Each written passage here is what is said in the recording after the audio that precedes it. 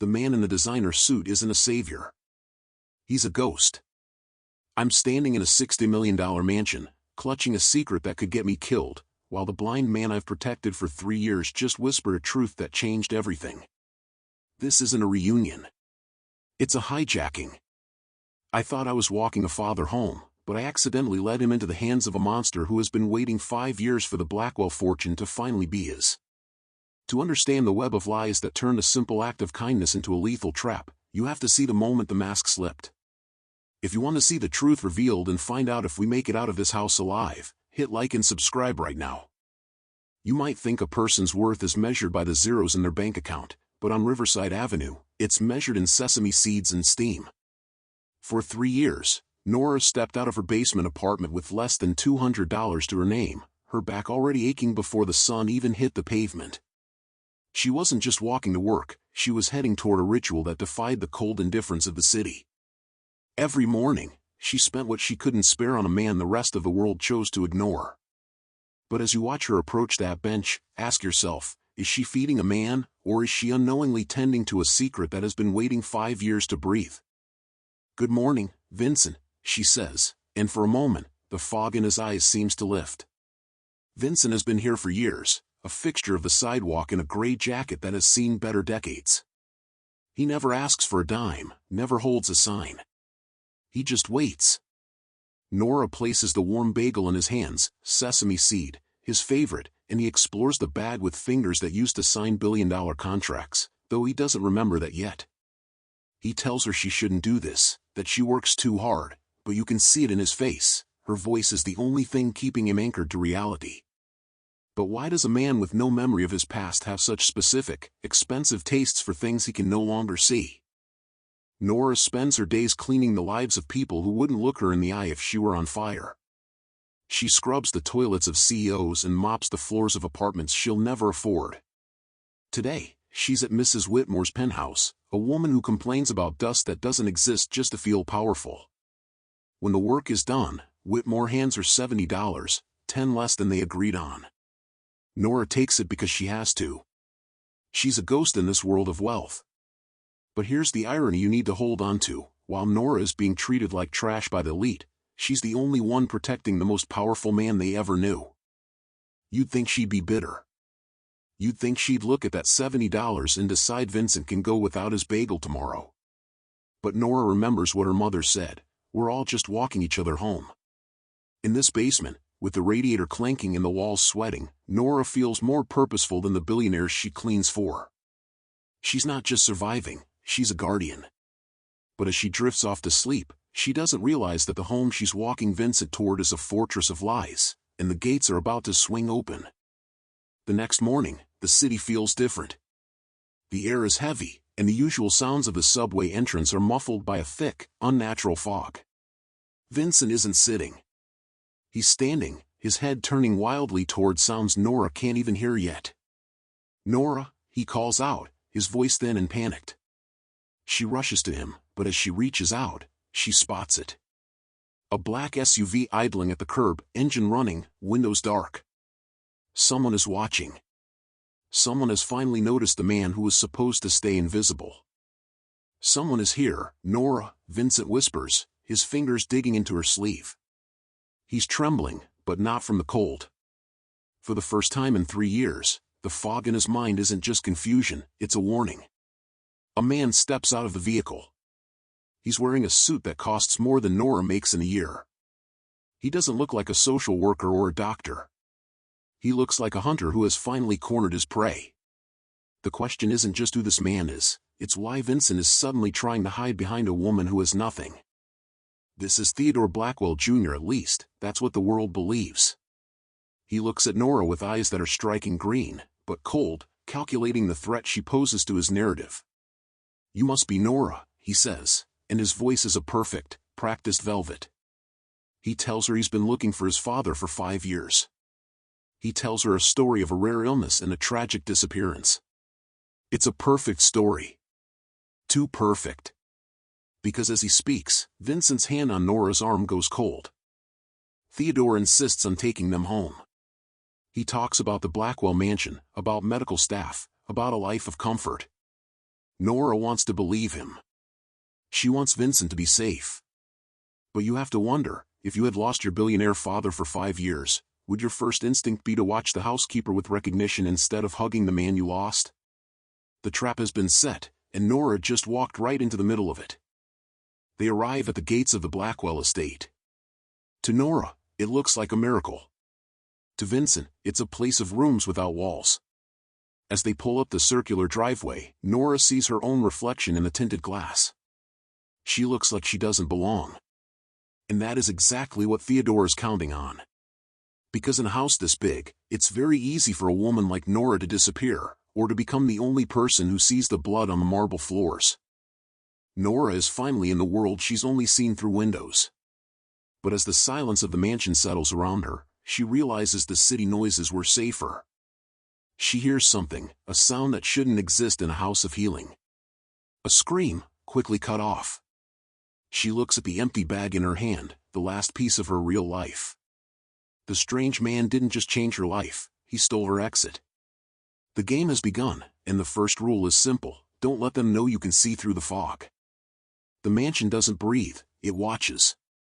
Nora is sitting in a room bigger than her entire basement apartment, but the air tastes like dust and old secrets.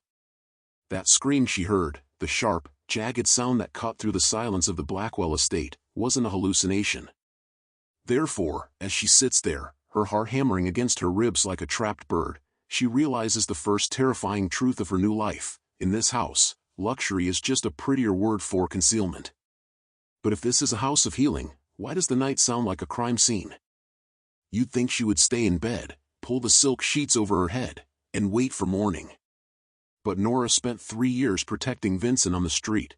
She isn't about to stop now that there's a roof over his head. She follows the low, urgent murmur of voices to Theodore's private study. She leans in, her ear inches from the wood, her breath held so tight it hurts. She expects to hear medical talk. Instead, she hears Theodore's voice, cold, flat, and stripped of the velvet charm he showed her at the bench. He's starting to remember too much, Theodore says. If the fog clears before the signature is dry, we lose everything. Theodore Blackwell Jr. looks like the perfect son in the light, but in the shadows of this room, he looks like a man counting down the minutes to a heist. He isn't worried about his father's health, he's worried about his father's compliance.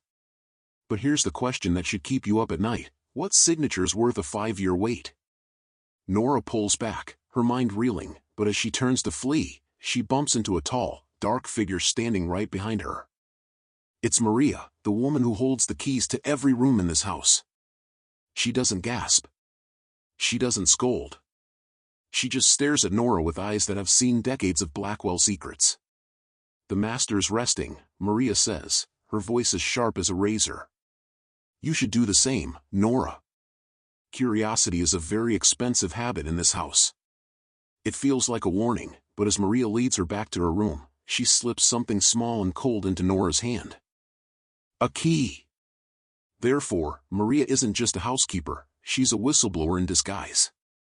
But why give it to Nora? Why not go to the police? As Nora stares at the number 402, she realizes this isn't a room in the mansion, it's a safety deposit box number. You see, in the world of the ultra-rich, the truth isn't kept in a diary, it's kept in a vault. But to get to that vault, Nora has to get past the man who claims to love her. Morning arrives, and with it, the return of the mask. Theodore is the picture of a devoted son, laughing at Vincent's stories, even the ones that loop and fade into nonsense. He looks at Nora with a warmth that feels so real it makes her skin crawl. "You look tired, Nora," he says, reaching across the table to touch her hand. "Is the house too quiet for you?" He's testing her. Therefore, Nora has to play the part of the grateful, simple housemaid. "It's just different," she lies, her heart a drumbeat of panic. "I'm just not used to the quiet." But then, the fog clears for a split second, a rare, terrifying moment of lucidity.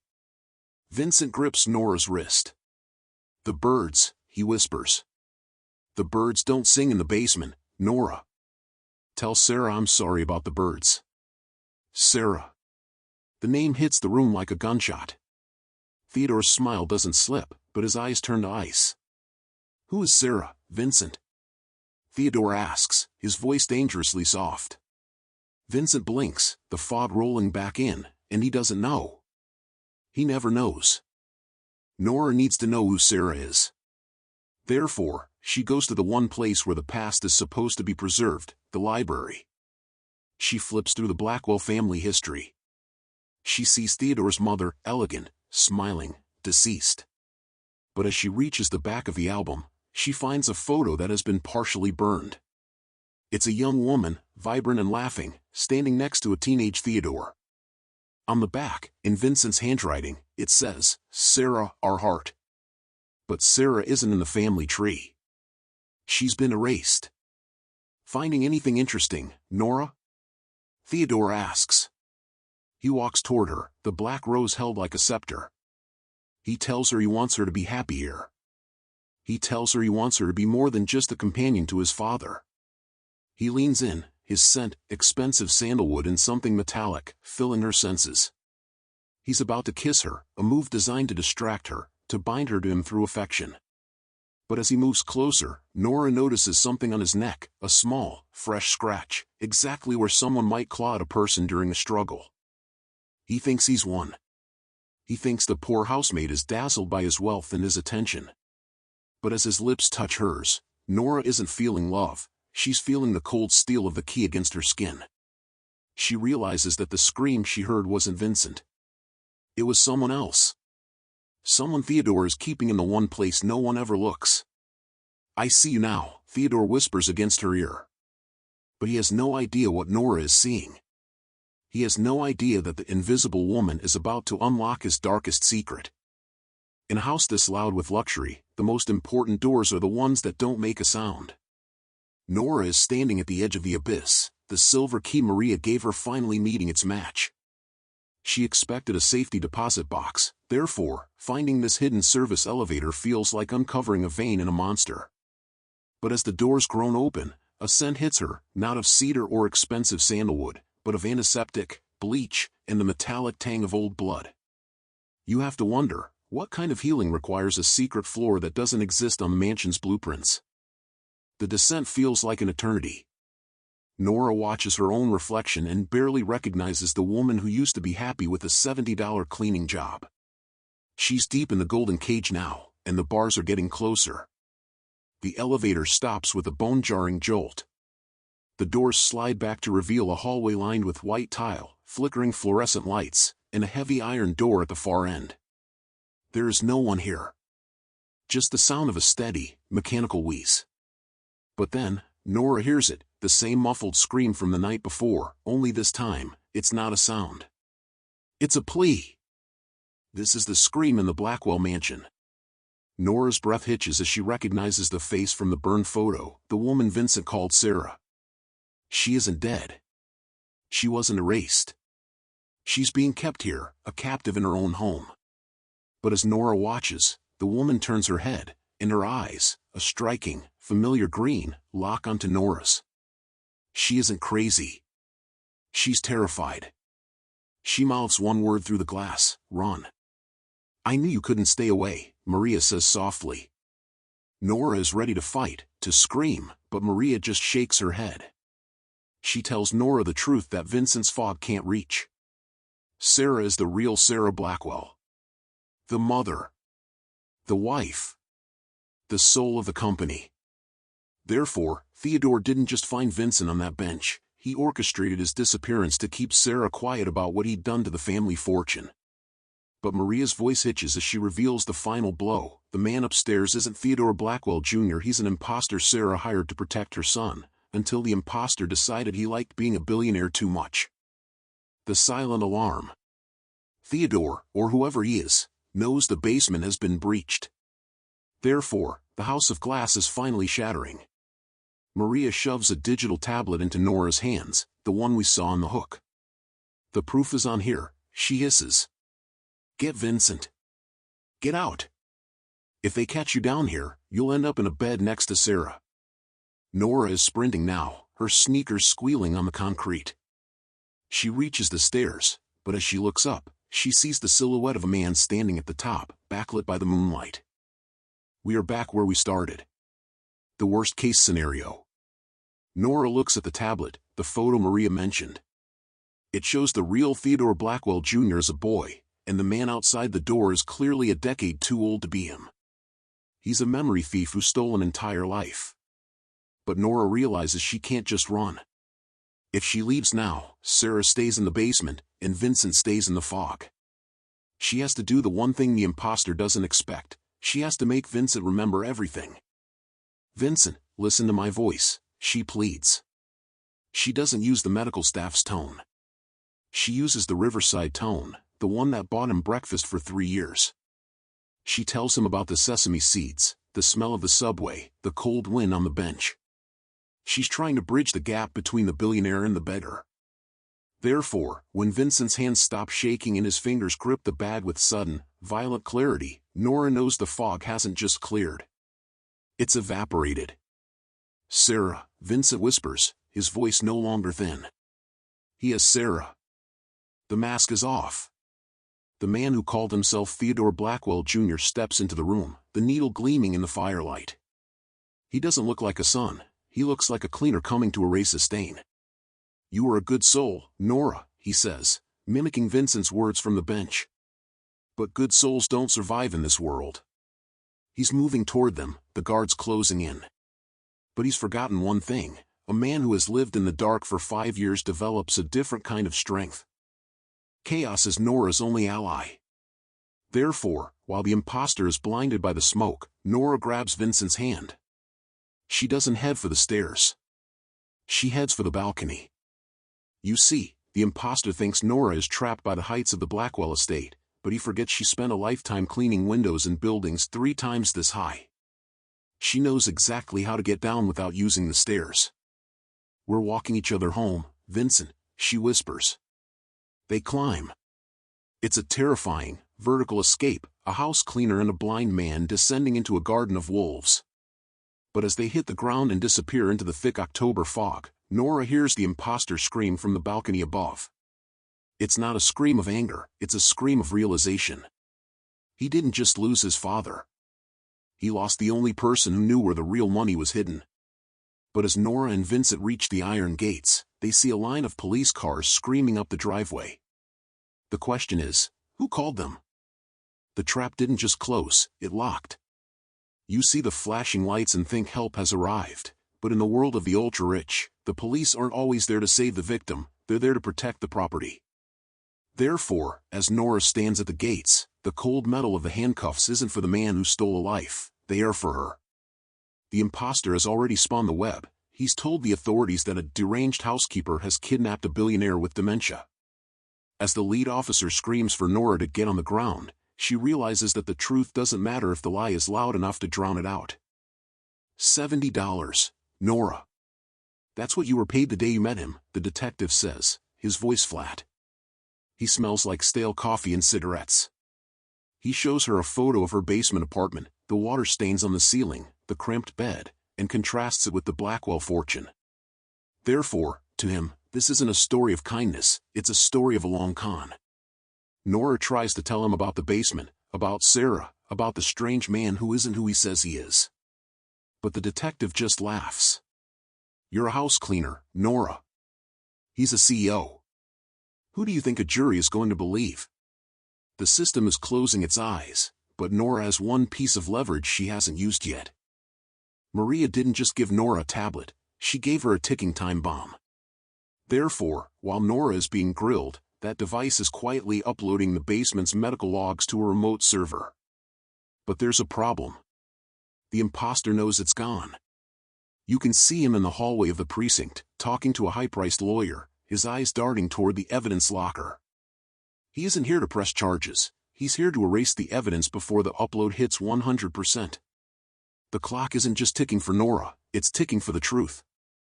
While Nora is fighting for her freedom, Vincent is fighting for his mind. The memory thief thought the fog was permanent, but 3 years of Riverside bagels and genuine human touch have rewired Vincent's brain. He remembers the boardroom.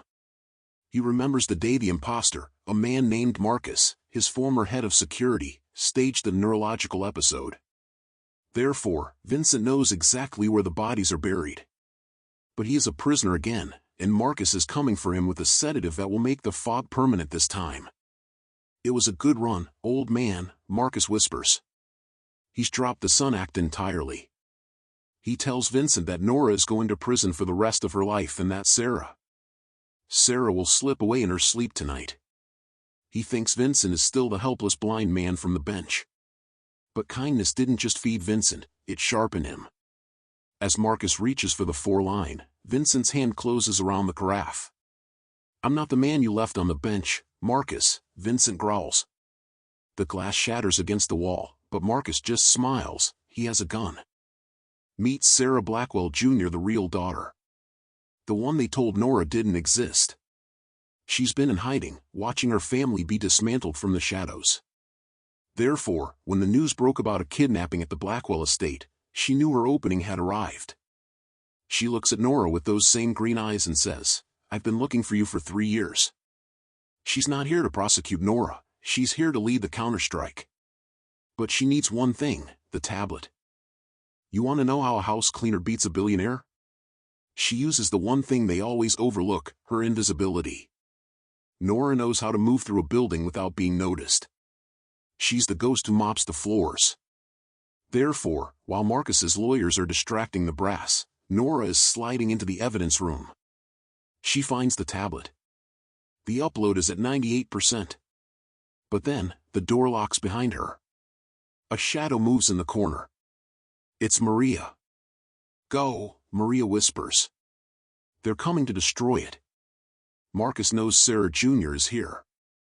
Maria has been the inside man all along, the one who kept Sarah Sr. alive in that basement. But she can't run with them. She stays to face the wolves so Nora can get the truth to the world. Nora sprints through the back alley, the tablet finally chiming, "Upload complete." But as she reaches Sarah Jr.'s car, a black SUV rams into them, pinning them against the wall. Marcus has realized he can't win in court. Therefore, he's decided to burn the whole thing down. He's going to turn the car into a funeral pyre, destroying Nora, Sarah Jr., and the tablet in one go. You see the fire in his eyes, the literal zero-dullness moment where the billionaire becomes a butcher. "Nobody cares about a dead cleaner and a disgraced heiress," he snarls. He flicks the lighter. But he's forgotten about the one person who knows how to fight a fire. Marcus thinks he's alone with his victims. But the invisible world Nora fed for 3 years has followed her. Riverside Avenue has come to the precinct. Therefore, as Marcus drops the lighter, a dozen hands grab him. The bagel guy, Mr. Park. Frank the driver. The people who saw Nora's kindness for 3 years aren't just witnesses, they are a wall. Nora sprays the extinguisher, the white foam dousing the flames before they catch. But as the smoke clears, she looks up at the hospital window across the street. A figure is falling. You saw the shadow fall and feared the worst, didn't you? But the man who spent 3 years invisible on a bench has spent the last hour becoming a lion. Therefore, when Marcus sent his last enforcer to finish the job in that hospital room, he didn't find a helpless blind man. He found a trap. Vincent didn't jump, he survived. But as Nora watches the guards swarm the building, she realizes the physical battle is over, and the psychological one is just beginning. How do you convince the world that a billionaire is a ghost and a beggar is a king? Marcus still thinks he can buy his way out of this. He stands there, smelling of smoke and desperation, claiming that the tablet Nora stole is a deep fake. He tells the officers that Sarah Jr. is an unstable relative looking for a payout. Therefore, the room stays silent, the tension thick enough to taste. But then, the door opens. Vincent Blackwell Sr. walks in, unassisted, his white cane folded in his pocket. He doesn't look like a man with a neurological condition. He looks like the man who built this city. The code is 1-1-0-4, Marcus. The day Nora first sat on that bench, Vincent says. It's a moment of absolute psychological destruction. Vincent reveals that during those 3 years of fog, he wasn't just fading away, he was recording every detail of his surroundings with a mind that was slowly, painfully healing itself. Therefore, the imposter's narrative doesn't just crumble, it vanishes. Marcus tries to speak, but the words die in his throat. You can see the moment he realizes that his 5-year heist has ended because of a sesame seed bagel and a house cleaner who refused to look away. This is the payoff for every floor Nora scrubbed and every slight she endured. Therefore, when she unbinds Sarah Blackwell, she isn't just freeing a captive, she's restoring a family. Sarah reaches out and touches Nora's face. The same hands that were once raw from chemicals are now the hands of a savior. But as the paramedics rush in, Sarah whispers something that changes Nora's future forever. It's not a thank you. It's a directive. You might think Nora moved into the mansion and never looked back. But the truth is, the mansion was never the goal. Therefore, every Thursday, the CEO of Blackwell Industries and his most trusted advisor return to the cracked pavement where the truth was hidden in plain sight. They sit here not as billionaire and servant, but as friends who survived the dark. But look closely at Nora's hand. She's holding a legal document, the charter for the Riverside Foundation. The golden cage has been dismantled. The mansion is no longer a place of glass whispers and basement secrets. Maria is no longer an inside man, she is the director of the estate. Therefore, the legacy of the Blackwells is no longer built on real estate and technology, but on the transparency Marcus tried to burn away. But what happened to the man who tried to steal it all? You won't find Marcus in a boardroom anymore. Marcus thought he was the smartest person in every room. He thought kindness was a weakness to be exploited.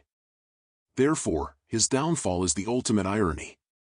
He is now the invisible one, a number in a system that doesn't care about his brilliance or his vision.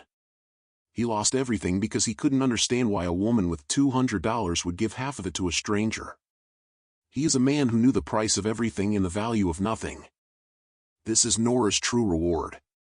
It wasn't the mansion or the money, it was the power to ensure no one else ever has to be invisible for 5 years. Therefore, she has turned her cleaning experience into a mission of hygiene, health, and dignity. She looks at the young woman and smiles, an unspoken understanding passing between them.